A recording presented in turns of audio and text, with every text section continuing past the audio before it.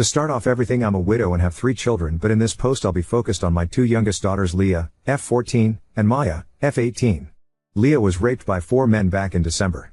How this incident accrued was Maya threw a party while I was working the night shift, and 4 of the boys that were attendants at this party assaulted Leah.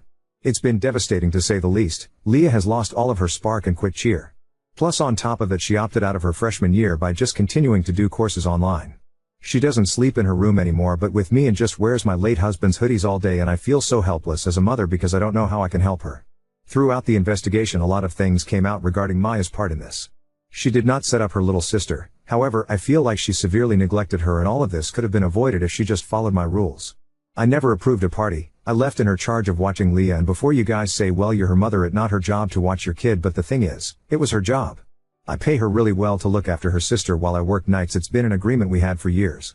Leah is not special needs in any way. The only thing I asked of Maya is that she makes sure her sister does her homework and gets to bed at a reasonable time. The men that assaulted Leah, Maya invited herself. She knew them personally and knew they had affiliates to gangs and did not care. Instead, what I found out in this investigation, she tried to put Leah with one of these boys and Leah was not interested. This boy was harassing Leah all night, trying to get her to kiss him. Then Leah had enough and went to her room. And the moment Maya left the house to go to McDonald's, that same boy and his friends went up to my daughter's room and raped her. The worst part about this to me is that people that were at the party heard her yelling and did not do anything but just assumed a couple was arguing upstairs. We didn't know what happened until the next morning when the party was over. Having her do a rape kit was traumatizing for her and probably the worst moment as a parent for me. Then couple weeks later she tested positive for a curable STD. My baby has been so broken ever since, even though they did get those boys and all 4 pleaded guilty because they had evidence on their phone. But it's still so extremely hard for Leah right now.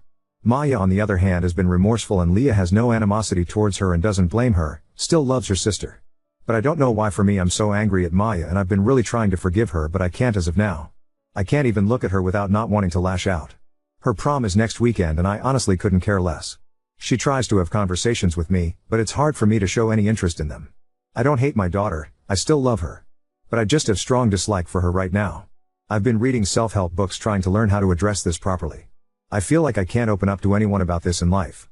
I guess this may be cry for help as a mother. Edit. Thank you for all the feedback. The most repetitive question I'm seeing is if Maya still watches Leah? The answer is hell no. I don't trust her anymore and it might take years to get it back. I'm on a leave of absence currently. Also, Leah is not therapy as of right now. She expressed to me she's not ready for that. I think after the sentencing she might be open to it. Maya is also in therapy but skips a lot of appointments, and I'm in therapy too, and it's been helping me remain calm throughout this situation and not want to lash out at Maya. But the number one advice that I'm seeing in here that I'm strongly considering is sending Maya to my parents' house for a while and get some space from her. Sorry, quick second edit. For the ones asking if Maya is in a gang, to my knowledge she isn't. The most I have ever caught her doing was smoking some pot and vaping. I also don't want to think Maya would ever intentionally set up her sister to be brutally assaulted. So I'm leaning towards Maya genuinely was being plain neglectful that night. Also, I feel like it would have came up in the investigation if she intentionally set up Leah. Also, the boy Maya was trying to set Leah up with was 17 at the time. He's 18 now and the other 3 were grown men. Update 1. To put it quite simply, Maya was arrested the night of Leah's attack. She was charged with felony child endangerment and 2 misdemeanors. The judge was very nice to her and made her pay a $2,000 fine, 60 hours of community service and 3 years probation. Plus I took her car, but after this update, I maybe should have given her a harsher punishment. But back to the update. TLDR at the bottom. On Thursday afternoon, me and Maya got into a fight. The dispute happened because Leah came to me virtually upset and on the verge of tears. Because 5 people messaged her that day, expressing condolences about her attack. Leah has been very clear she doesn't want anyone that she knows to know that she was the victim of the attack. Upon further investigation, it turns out Maya told a group chat of 27 people that Leah was the victim. Leah vocalized to me how humiliated she feels and that she can't ever go back to school next year. I of course then go confront Maya about it. She kept saying I was overacting and that Leah was being dramatic. I tried to reason with her to see how she hurt her sister and she did not see the issue. She stopped me off mid-lecture from me and said, "Jesus Christ, Mom, you need to let her deal with this shit instead of always rushing to her defense. Leah is not different from other women in the world that deal with rape, at least they don't make it their entire personality like she does. Also, she's fine." I literally overheard her talk to a boy on the phone last night. It just clicked for me at that moment that she was not actually remorseful at all and that I just witnessed her mask slip. I just responded with "pack your shit up" and that she will be staying with my parents until I allow her back. That's exactly what she did. But the next morning I got a text from Maya to meet her at her therapist appointment that was later that day. Looking back, I wish I had never gone because her therapist majority of the visit only saw her POV, but at the start of the appointment, it opened up with Maya apologizing and explaining her thought process of why she told her friends, and it was because she was venting. Plus she didn't think of it as a big deal because it's public case that was on the news, and Leah seems fine these days. Leah is listed as a Jane Doe and not named nowhere, but I digress. We then get into the nitty-gritty of it all. Maya then tells me in front of the therapist that she feels emotionally neglected by me and that I never seemed to care about her trauma when it came to the situation. Which is for her is having to stay in jail for a weekend and losing one of her friends, which is one of Leah's literal rapist. I wish I can say I'm joking, but I'm dead serious. We were talking about that for the first 30 minutes. Her therapist was guilt-tripping me for not being more emotionally there for Maya and that I should try to see as her mom since their father is no longer with us. But call me an awful parent, but I don't want to be emotionally there for Maya if it involves me having to help her mourn the friendship of the person that ruined her sister's life. The therapist was on one, especially since she kept referring to what happened to Leah as an accident, or that Leah seems happier these days because that's what Maya has been telling her, when Leah is quite literally high off antidepressants and still scores extremely low on the mental health evaluation. But and only just had an outburst. Feel free to skip over the next paragraph, because there is a massive trigger warning. I get very graphic here. But I'm just reiterating what I said. What I said to both Maya and her therapist was, I think it's kinda disgusting that the two of you are refusing to acknowledge Leah's trauma in this and keep referring to it as an accident. You spent a weekend in jail, while your sister was in the hospital suffering from something your friend did to her. Ironically enough, if you ever listen to Leah, she has said that friend of yours was the most violent towards her during the attack and was the catalyst for the majority of injuries she sustained, including strangling her. So for you guys to sit here and berate me for not caring that you lost your friend because of something terrible your friend did to your sister is absolutely disgusting. My biggest regret right now is helping you obtain a lawyer. I should have let you rot in that cell and let you figure it out yourself. Maya started sobbing in the office at this point and saying it wasn't fair that I blamed her for what happened to Leah. She told me the only thing she was trying to do was have Leah come out of her shell because she kept hovering next to her at the party. The therapist then interjects and asks Maya how did Leah respond to her when she apologized. Maya in such a defensive manner says, apologize for what? I didn't rape her. Even the therapist was shocked when she said that, and at that point, I heard enough and stood up, threw my hands up, and left. I haven't spoken to Maya since then, and this was Friday afternoon. Maya has been texting me and calling me begging to come home so she can apologize to both me and Leah. But I don't know at this point. I never thought I would be that parent that will have to go no contact with my daughter. But I don't know if I can stomach being around her. I can't trust her and she's not remorseful whatsoever about what happened. A part of me wants to try to make it work for the sake of Leah because she asked yesterday if she ruined our family. And that broke my heart. Leah loves and looks up to Maya, and I don't think she can comprehend at this time that Maya also failed her. I'm just stuck, or tell me if I'm wrong for not understanding Maya. I'm sorry for the not so happy update. So I should say what happened that morning. At this point, I come home at 8:30ish am from work and my house was trashed and couple of Maya's friends were still there. I of course argued with Maya for a bit about throwing a party, and I go check on Leah and she wasn't in her room but her sheets were bloody, so I thought maybe it was time of the month and that she was showering or sleeping in my bed. But when I checked my room I did not see her. I started calling Leah and her phone did ring and I heard it come from my closet. It's a walk-in, and I see her wrapped in a blanket like a cocoon. I then shake her to wake up and she wasn't waking up, and I then try to unwrap, and that's when I noticed her scalp bleeding and I saw abrasions around her neck. So I started screaming, someone call 911, and Leah starts waking up in the ambulance and she starts crying, and the first thing she told me is Maya's friend raped her and that she can't get up because she's in so much pain. When the police and ambulance show up, and I honestly didn't care about Maya in that moment, all I told her was to be honest with the police and she should be fine. I didn't know what I know now at this point. They take her to precinct and the cops interrogated her, and after getting a medical report for what happened to Leah, they decided to charge her with child endangerment. I did not see Maya's reaction to when they told her about what happened to Leah. But when she saw Leah once she got out of jail, she gave her a big hug and I thought it was a sweet moment. The only red flag that stands out to me from that time is, Maya did not cooperate fully about giving T names because she said she forgot. Luckily DNA results from the crime scene and on Leah, which all 4 of Leah's rapists were already in the system for other crimes. One even being on probation, so they were easy to find, and it was dominoes effect after that. So my oldest is my son. He got married a month before everything went down, and I didn't want to drag him in too much about Maya, because I want him to enjoy the newlywed phase with his wife. Him and his wife are very supportive, and his wife takes Leah all the time for sleepovers or just to get her out of the house.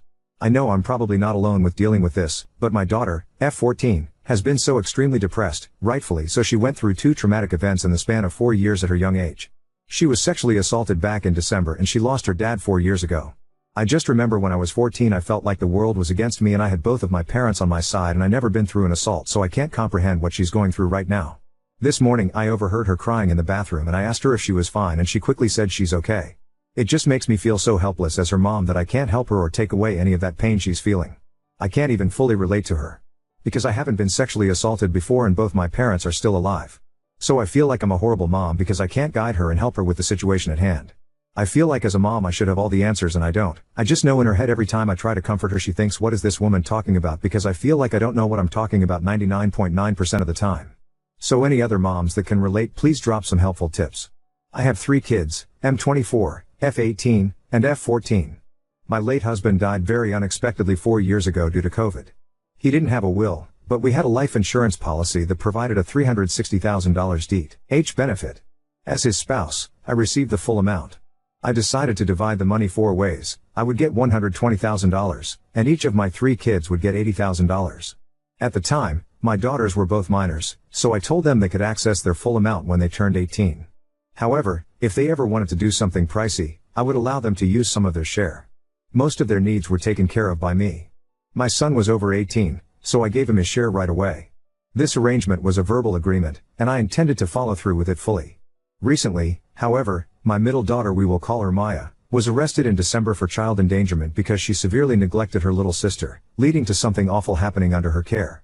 She had to use some of her $80,000 to pay for lawyer and court fees, which left her with about $65,000. Fast forward to today, and my youngest daughter is still struggling significantly. During her checkups, she scores very low on mental health evaluations and is on a high dosage of antidepressants. She often jokes that if she were to tell us or the doctors how she truly feels, she would be put in a psych ward. Maya no longer lives with us as I felt her presence was doing more harm than good to her sister. She's staying with my parents for now but has been begging me to give her the money I promised after she graduated. I've been hesitant to do so. My sister, who is familiar with the situation, believes Maya doesn't deserve the money and that I should use it to stay home longer with my youngest, who will be alone during the day once I return to work soon. With my youngest declining mental health and school being out, I'm very worried about her. Maya is about to go off to college, and I know most of the money would go toward that. However, I'm still very angry with Maya for the pain she caused her sister. I'm having a hard time making this decision. So, Wibta, if I kept her inheritance? Edit, I didn't expect many comments, but I reading through all them, to the ones that are asking what would husband say if he was here. I honestly don't know, that's why I'm conflicted. A part of me want to think he would honestly say for me to give Maya the money so she go to college, because college was important to him. But also another part of me knows if he heard the details about what happened to Leah he would be way brutal than I am and disown her permanently, so it's hard to make a call on what would he want when I don't know. Update 2. My daughter Leah, F14, has been having a tough time with the aftermath of her rape last December. This past week has been particularly the worst for us. It started last Tuesday when a sheriff and another official visited our home. They informed us that one of Leah's rapists, the one who filmed the assault, had shared the video within a group, and now it's circulating on parts of the dark web. The video was filmed in Leah's room. It contained identifiable objects that revealed where she went to school. I was devastated upon hearing this news. Leah's reaction surprised me. She didn't cry or show much emotion. Instead, she simply shrugged and said, "I figured," before just sitting there in silence. The officials reassured us that it's uncommon for perpetrators to surface in such cases, but they felt obligated to inform us for safety reasons. After they left, Leah resumed acting as if nothing had happened, almost overly cheerful. I attempted to discuss it with her several times, but she avoided the topic. This behavior persisted throughout the week until she unexpectedly revealed that she had written a victim impact statement and wanted to read it herself in court, rather than allowing the prosecutor to do so. She felt that since there was no trial, only the charges against the rapist were known, not the details of what she endured. Her statement is a detailed account of that horrific night, but she has yet to read it to me in its entirety because she breaks down in tears every time she tries. That moment was the only time I saw her express emotion all week, until Saturday night. That evening, Leah appeared unusually cheerful again and mentioned going to bed early around 8 p.m. I didn't think much of it until I received a call from one of Leah's closest friends' mother. She was concerned because Leah's last message to her daughter was a note expressing love and asking her to check on her. I rushed to Leah's room and found she had attempted to overdose on ZQuil. As a nurse, I knew she would recover, but seeing her wake up in the hospital was heartbreaking. She screamed, "Why couldn't you just let me die? I want to die, Mom. I'm tired of feeling their hands on me. I want it to stop. Please let me die." They had to sedate her to calm her down. Following this, Leah was placed under a 72-hour psychiatric hold and subsequently transferred to a mental health facility with peers her age. The staff recommended extending her stay beyond the initial hold, but Leah has been struggling, especially with a male staff member, possibly a psychiatrist, who she says is asking invasive questions about her sexuality, causing discomfort. Staff members informed me she isn't participating in group activities and appears standoffish. They even proposed restricting her ability to contact me as a consequence, though I requested they hold off on implementing such measures. I'm uncertain if the current inpatient setting is suitable, given Leah's apparent difficulty adjusting. Her plea for her to die continues to haunt me. It's a thought I can't shake. Leah's best friend shared additional details Leah had kept from me. There's a hurtful rumor circulating that Leah let a train be ran on her, leading to her involving the police out of embarrassment. Children can be so incredibly cruel. As far as my other daughter Maya, F18, I haven't spoken to her in 2 weeks. But I did recently discover why Leah feels indebted to her. 2 years ago, I found inappropriate messages on Leah's phone between her and Maya's ex-boyfriend. He expressed love for Leah, and also compared her to Maya. He told her she was way prettier than Maya and he liked she was her virgin. When I told Maya, she was furious and broke up with him, but she believed Leah had betrayed her by engaging with her boyfriend. Even though Leah was 12 at the time and her boyfriend was 17. Maya still avoided Leah for 3 months afterward, and despite Leah's efforts to apologize, Maya still holds a grudge. Leah blames herself for damaging their relationship because of this incident. I'm sharing this to get this off my chest. I've kept these struggles within our family to protect my daughters. I'm exhausted, constantly dealing with new challenges, and unsure how to mend them. Now, I find myself in the difficult position of deciding whether Leah is mentally prepared to speak at her rapist's sentencing. I fear she'll resent me for this decision, but I question if she's in a stable enough state to handle a potential traumatic event. Because these boys actually have character witnesses. Update 3. More information on the psych, so I talked to Leah further about what the psych said to her make her uncomfortable. She told me when I left they made her sit down with him one-on-one. To basically debrief why she was there and what's causing her to have these thoughts, and she opened up to him and told her about the rape. However, he asked her if this was her only sexual experience and she told him yes. But he kept questioning her like he didn't believe it was her only experience and saying to her that he won't tell me if it wasn't, that she can say it, and she kept having tell him no, that was her only experience. Then he asked about her sexuality, if she's still attracted to men, and she just told him that she doesn't think about relationships right now. She just said that she felt weird about him asking a lot of questions about her sex life. When it was just those two alone in a room with the door closed. I'm not gonna accuse the psych of being a creep, because maybe he was simply doing his job, but I feel like he should have known to have a female staff ask her those questions.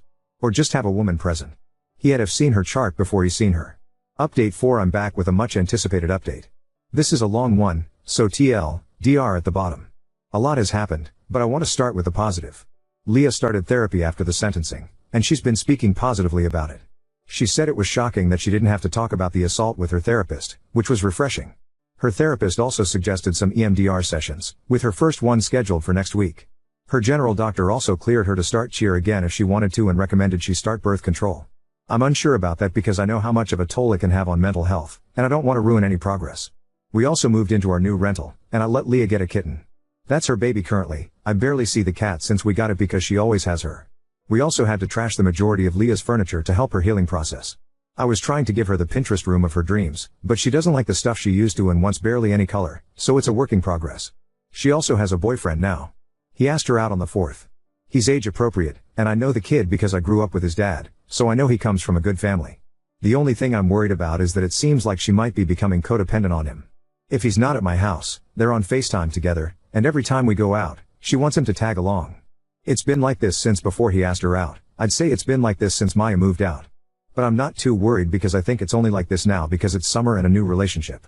On the surface, she is content for the moment. In my last post, I received a lot of negative messages because I wasn't doing things fast enough or wasn't telling my son all the details. I almost didn't want to make this post, but I want to preference that I know my children, and they know me. I'm a person who values timing. Before I said anything to my other kids, I wanted to make sure I had facts, not assumptions. I wanted to schedule a meeting with a detective who interrogated Maya to tell him everything, so I knew in my heart I tried my best to hold my daughter accountable for her actions. When I met with the detective, he told me he did investigate Maya, but there wasn't enough evidence. Even with everything I told him, it's not enough to indict her, so he can only charge her with child endangerment for leaving a minor she was watching in a house with a registered sex offender. However, he validated everything I thought and reassured me. He also told me that it's estimated that Leah's attack lasted close to 2 hours, during which 2 of the defendants had enough time to rape her twice, and Maya never went upstairs to check nor showed any concern while being questioned, which triggered him to arrest her. He also said he investigated a lot of sex crimes, but this case disturbed him because there was so many bystanders knew something bad might be happening but didn't intervene. Everyone failed Leah, not just Maya, and he advised me to keep that in mind. I met with my son and his wife before the sentencing. He was more disappointed than upset. He felt it in his gut but thought Maya wouldn't do it intentionally. My son and Dill told me they always felt Maya was jealous or threatened by Leah. My son noticed it when Leah got her braces off and started growing into her face, attracting Maya's friends to talk to her more because I guess she's considered the nice sister among those two. My Dill said she witnessed it firsthand during the bridesmaid dress fitting. Maya refused to compliment Leah but critiqued her instead. When my Dill told Maya that Leah would unlock so much potential once she realized her beauty and ignored her bullies, Maya said, "I know, that's why I have to humble her." My Dill thought it was weird but didn't think much of it until now. They also told me that Maya blocked them as soon as I threw her out, and now they know why. The sentencing wasn't as bad as I thought it would be. Leah said she initially thought it was boring. The character witnesses for the rapists were, of course, their moms and dads. One mom said that this was an awful night and that we need to stop spreading more hurt. One dad said his son was sexually abused at Leah's age and that Leah must have triggered that in him. Leah wasn't fazed by this. She told me she ignored them, but I could tell it bothered her. Leah decided to do a video and read her victim impact statement, and I was so extremely proud of her. All 4 rapists apologized to Leah in their statements to the judge, but she didn't look at them. She heard them and felt that only one was genuinely sorry, the others gave robotic responses. 2 of the rapists were sentenced to 10 years but could get out as soon as 6 years. The one who recorded it got 12 years because of his prior convictions, and the prosecutor told me he might be in there for 20+ years due to a separate CP charge. Maya's friend, the one Leah fears the most, got 14 years, with the judge noting he should serve the full term and not be paroled because he got in trouble for doing something similar in the past. Leah was okay with their sentencing, though she wished they all got 14 years. She will be notified if they get out early or if there are any parole hearings. Maya was there according to my son, but she stayed way in the back and immediately left after the court was adjourned. Some of the rapists' families tried to talk and apologize to Leah directly, which was the only thing that freaked her out. Other than that, I think she was fine. While we were driving back home, we started debriefing everything, and I tried to explain the process of what's going to happen next. When we got home, Leah told me it was weird that one of the rapists referred to Maya as his friend because there was no way Maya would be friends with someone like that. My face turned white when she said this. I knew it was time to tell her, so I said, "I've been meaning to tell you this. There are many reasons why I'm upset with your sister." She was still confused, so I explained that Maya got arrested for leaving the house, not for throwing the party. She didn't care about that, she was just like, "Oh, okay." Then I said he wasn't lying in court, he was your sister's friend, and Maya went behind your back that night to try and set you guys up. That's when I saw the moment of realization happen. Leah thought I was lying at first, but when I started to further explain, it was like watching someone's heart break before my eyes. She cut me off and said, "I don't believe you. Maya would never be friends with someone that horrible." I just said she might not have been best friends with him, but she did have some form of a relationship with him. Leah responded, "Mom, that is really bad if that's true. No one understands how mean he was to me. All day, I had to sit in the courtroom hearing he was such a good person when it's not true. Why doesn't no one believe that?" I started apologizing to her at this point, and she pulled out her phone and called Maya. Maya answered with a very cheerful hello, and Leah got straight to the point, asking if she was ever friends with her rapist. I honestly thought Maya was going to lie, but she said she was before it happened.